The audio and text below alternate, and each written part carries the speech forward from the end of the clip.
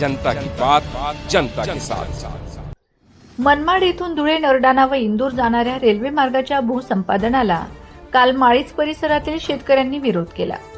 जोपर्यंत आपल्या जमिनीला योग्य मोबदला मिळत नाही तोपर्यंत जमिनी देणार नसल्याची स्पष्ट व आक्रमक भूमिका शेतकऱ्यांनी घेतल्याने त्या ठिकाणी गेलेल्या प्रशासकीय व पोलीस पथकाला शेतकऱ्यांच्या रोषाचा सामना करत रिकाम्या हाती माघारी फिरावे लागले।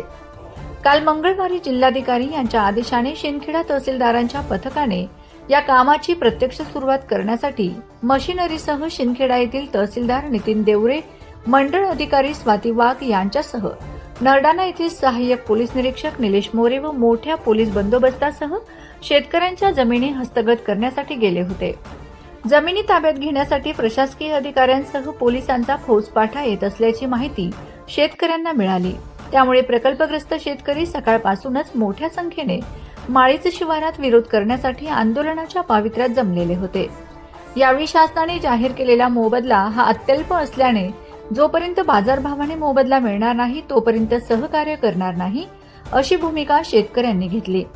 यात प्रामुख्याने अनिल पाटील, संजय भामरे, माळीच येथील सरपंच प्रवीण देसले, विश्वास देसले, भास्कर देसले, वाघोदे येथील सरपंच योगेश ठाकरे, गोविंदा वाघ यांनी जान देंगे पर जमीन नहीं अशा घोषणांनी परिसर दुमदुमून गेला।